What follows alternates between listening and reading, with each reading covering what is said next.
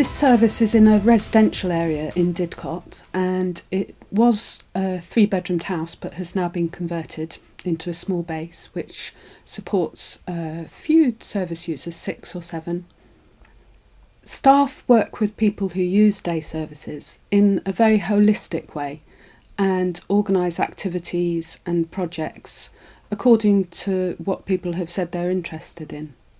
The way day services are set up is we have the people with learning disabilities at the core, who are supported by both day service workers and support workers. Project leaders oversee the day-to-day running of services, and assistant managers have responsibility for at least one or more day service. We then have day service managers who cover a particular geographical area, and the overall service manager is responsible for all of the day services.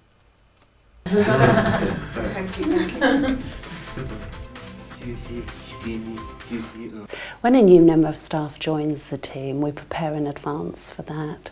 One thing we'll already have done is allocated the person what we call a buddy. And a buddy is an experienced colleague who already works within the team and will befriend the new worker and offer support in an informal way.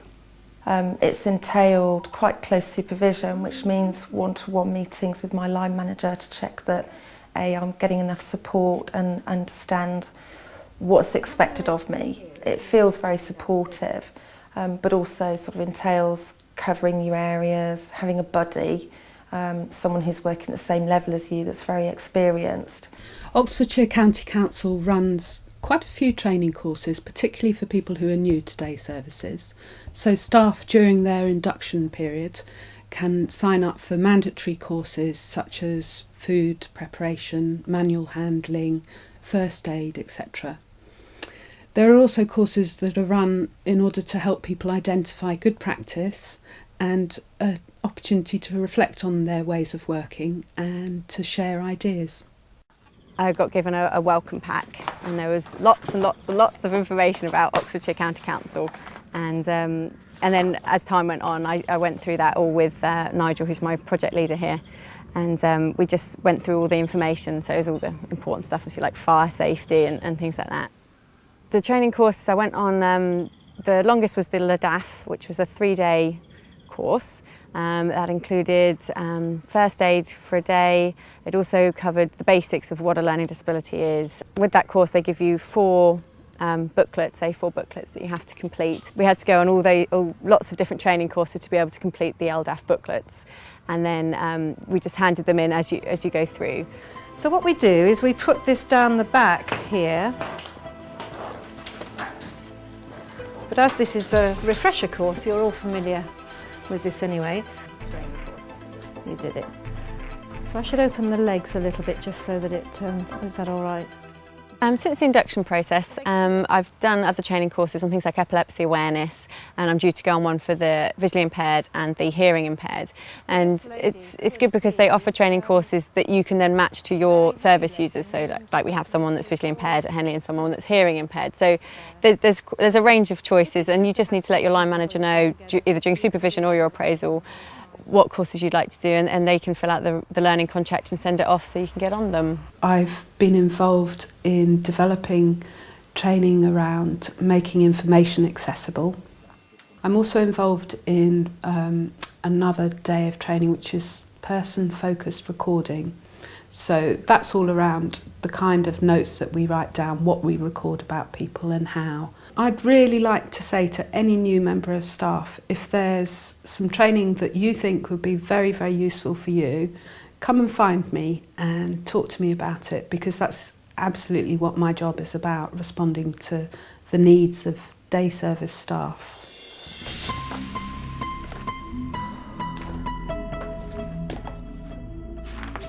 So some of these policies and procedures people will need to become really familiar with because they're part of everyday working.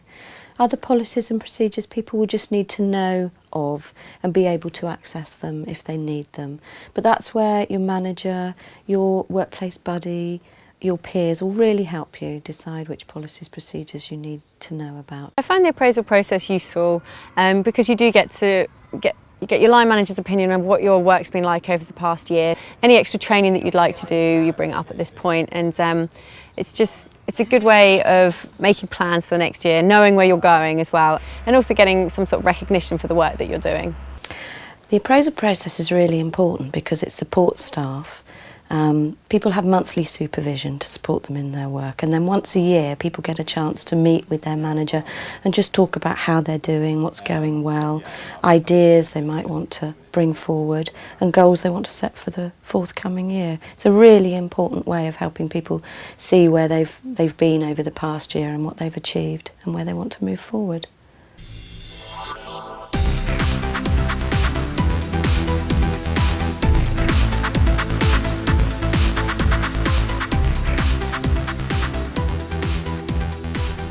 We all take risks in our lives, and just because somebody has a learning disability doesn't mean that they shouldn't have the opportunity to take part in all sorts of different activities.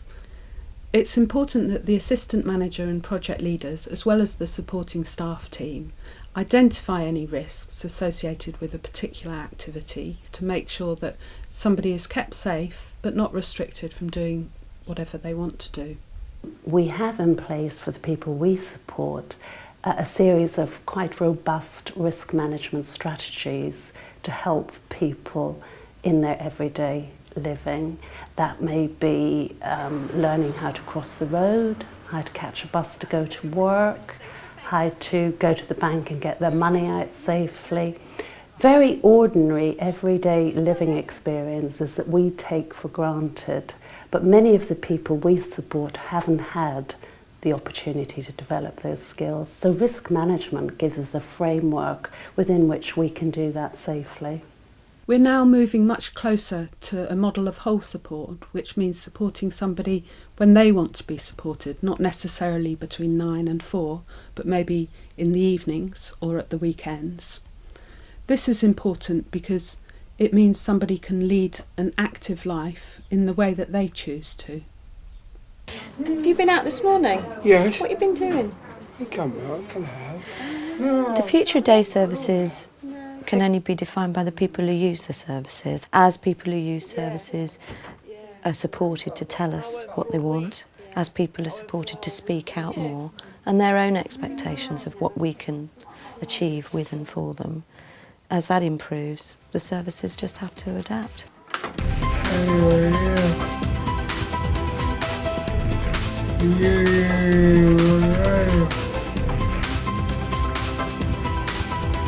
I'm bright.